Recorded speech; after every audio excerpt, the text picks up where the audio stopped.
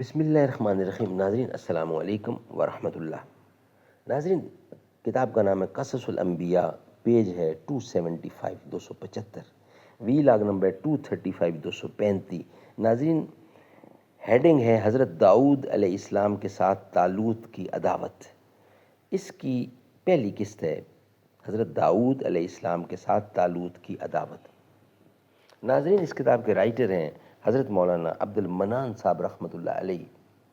کتاب کا ٹائٹل ہے قصص الانبیاء، یعنی حضور اکرم صلی اللہ علیہ وسلم سے لے کر حضرت آدم علیہ السلام تک کے تمام انبیاء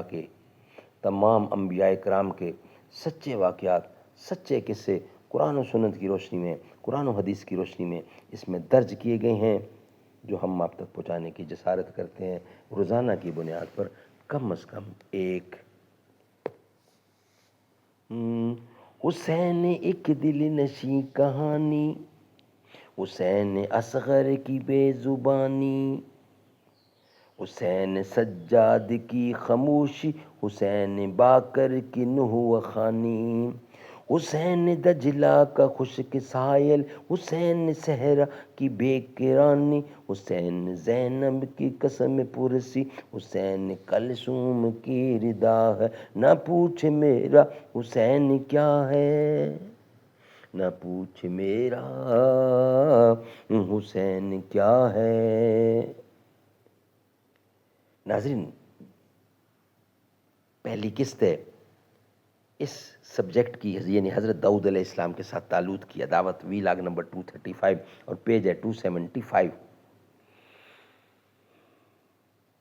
ایک روایت میں ہے کہ جب طالوت نے جالوت کی لڑائی پر فتح پائی تو قوم بنی اسرائیل نے ان سے کہا کہ تم نے جو وعدہ کیا تھا کہ جو جالوت کو مارے گا اس کو آدھی سلطنت اور اپنی بیٹی سے شادی کر دوں گا، لہٰذا اب اپنا وعدہ پورا کرو، یعنی حضرت داؤد علیہ السلام کو آدھی سلطنت اور اپنی بیٹی بیاہ دو۔ یہ سن کر طالوت نے کہا، میری بیٹی بہت خوبصورت ہے اور داؤد کا رنگ زرد ہے اور کبود چشم بھی ہے، اس لیے میں اپنی بیٹی کی شادی نہیں کروں گا۔ اور جب حضرت داؤد علیہ السلام کو معلوم ہوا تو انہوں نے بھی انکار کیا اور یہ کہنے لگے کہ اگر وہ ایسا کہتا ہے تو میں بھی اس کے یہاں شادی نہیں کروں گا۔ ایک روایت میں ہے کہ بالآخر طالوت نے اپنی بیٹی کو حضرت داؤد سے بیاہ دیا اور اپنی نصف سلطنت بھی دے دی۔ اس کے بعد جب طالوت نے دیکھا کہ لشکری لوگ حضرت داؤد علیہ السلام سے بہت موافقت رکھتے ہیں تو اس نے اپنے دل میں خوف کیا کہ کبھی ایسا نہ ہو کہ وہ میری سب سلطنت کو چھین لے۔ یہ خیال ہوتے ہی طالوت نے حضرت داؤد علیہ السلام کو مار ڈالنے کا قصد کیا اور حضرت داؤد علیہ السلام ایک پہاڑ کے کنارے جا کر اور وہاں ایک مسجد بنا کر خدا کی عبادت میں مشغول ہو گئے، اور تقریباً ان کے ساتھ 70 آدمی تھے اور وہ سب کے سب اس مسجد میں عبادت کرتے تھے۔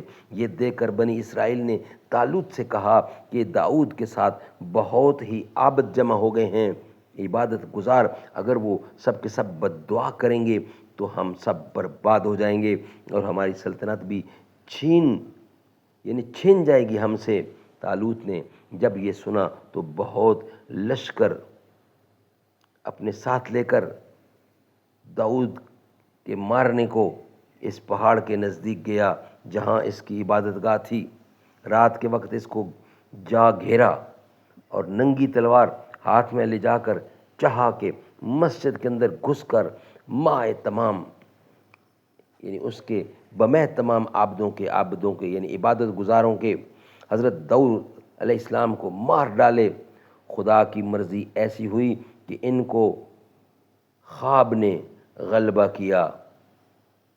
آخر طالوت میں لشکر سب سو گئے، اور جب وہ طالوت میں اپنے لشکر کے سو گیا تو اسی وقت حضرت داؤد علیہ السلام مسجد سے نکل کر دیکھتے ہیں کہ طالوت تو میں اپنے لشکر کے سو گیا ہے۔ تب ننگی تلوار اس کے ہاتھ سے لے کر پتھر پر ماری اور پتھر کو 2 ٹکڑے کر کے اس کے پیٹ پر تلوار اور وہ پتھر بھی اور ایک کاغذ کا ٹکڑا لکھ کر رکھ دیا اور جو چراغ جل رہا تھا وہ بھی بجھا دیا، اور اس کاغذ کے ٹکڑے پر یہ لکھا تھا: اے طالوت، یہ تیری تلوار میں نے پتھر پر ماری اور پتھر کے 2 ٹکڑے کر دیے، اگر تیرے پیٹ پر مارتا تو تیرے پیٹ کے بھی 2 ٹکڑے کر ڈالتا، اور پھر تجھ کو خبر بھی نہ ہوتی کہ کوئی بھی تیری فریاد کو نہ پہنچتا۔ پس بہتری تیری اسی میں ہے کہ تو اٹھ کر یہاں سے چلا جا اور ان عابدوں کے مارے جانے کا ارادہ بالکل ترک کر دے، ورنہ آخرت میں بھی گناہ گار ہوگا۔ جب روز روشن ہوا، یعنی جب دن چڑھا اور طالوت اپنی نیند سے بیدار ہوا، تو وہ دیکھتا ہے کہ اپنی تلوار ایک کاغذ کا ٹکڑا اور 2 پتھر پیٹ پر رکھے ہوئے ہیں۔ ناظرین، یہ ہم آپ کے سامنے رکھیں گے نیکسٹ ویلاگ کی صورت میں۔ یہ ویلاگ ہمارا یہاں ہی مکمل ہوتا ہے۔